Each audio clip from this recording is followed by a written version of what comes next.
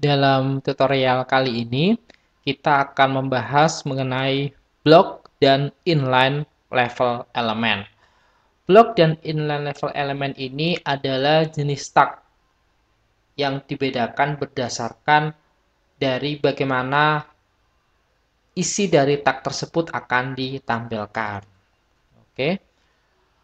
Nah, di sini saya akan jelaskan terlebih dahulu untuk block level element.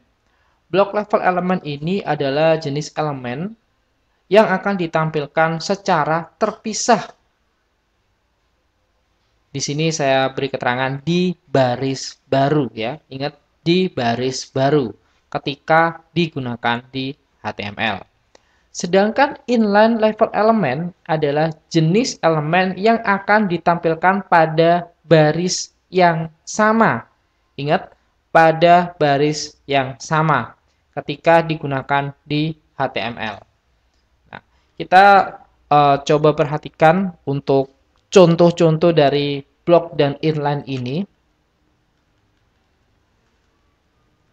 Nah, ini adalah contohnya. Kalau block level element itu seperti P, ya, lalu heading, lalu list, pre, address, itu adalah block level element.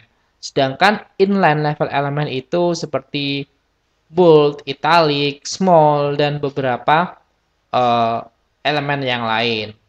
Nah, sumbernya kita bisa lihat di sini, wiki resource. Di sini sudah dijelaskan detail mengenai block level element dan inline level element. Di sini ya, ini websitenya, nanti bisa dilihat sumbernya di presentasinya, nanti kita kopikan ya. Jadi dijelaskan detail di sini. Oke, kita langsung coba untuk perbedaan block level element dan inline level element pada file sederhana yang telah kita buat. Di sini kita hapus dulu semuanya. Nah, kita contohnya menggunakan tag paragraf. Ya, tag paragraf. Tag paragraf ini digunakan untuk membuat sebuah paragraf. Misal di sini saya tuliskan paragraf pertama dan berikutnya kita copy saja, Ctrl C, Ctrl V, kita tulis paragraf kedua. Nah, seperti ini. Kita klik file, save, lalu kita buka open in browser, maka hasilnya paragraf pertama dan paragraf kedua itu ditampilkan berbeda untuk barisnya. Hal ini dikarenakan tag P itu merupakan jenis dari block level element. Jadi ditampilkan di baris yang berbeda. Oke, kita akan contohkan menggunakan inline level element. Contohnya kita gunakan bold ini ya, bold tag B. Semisal di sini paragraf kedua kita gunakan B di sini. Ini ya, HTML. Semisal file save, lalu saya reload. Nah, teks HTML-nya itu tidak ditampilkan di baris baru, tapi melanjutkan di baris yang sudah ada sebelumnya, kayak gitu. Itu adalah contoh dari inline level element. Bagaimana teman-teman ya? Jadi mudah sekali. Kalau pokoknya kalau block level element itu pindah baris, kalau inline itu dia melanjutkan ke baris yang sudah ada, kayak gitu.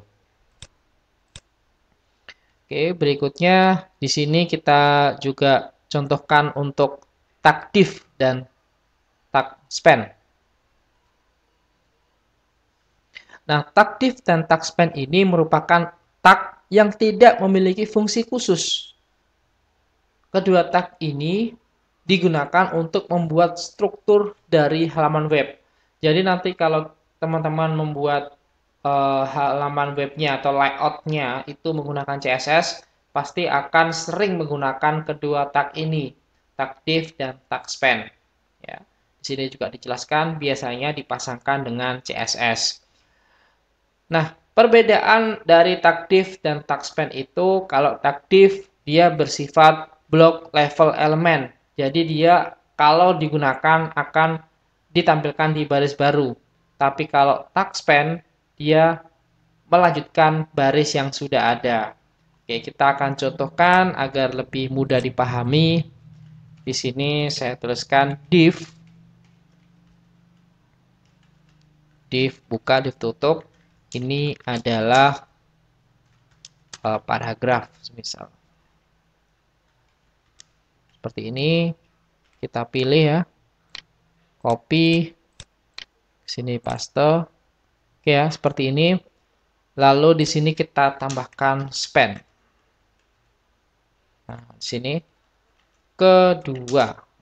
Ini seperti ini, kita file save, lalu kita coba buka di browser.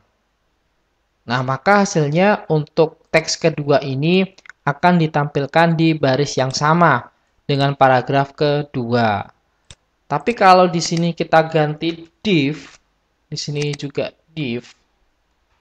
Oke, kita coba file save, lalu di sini kita reload, maka akan ditampilkan di baris yang berbeda karena kita menggunakan div. Baik, itu dulu yang bisa kita bahas mengenai block level element dan inline level element.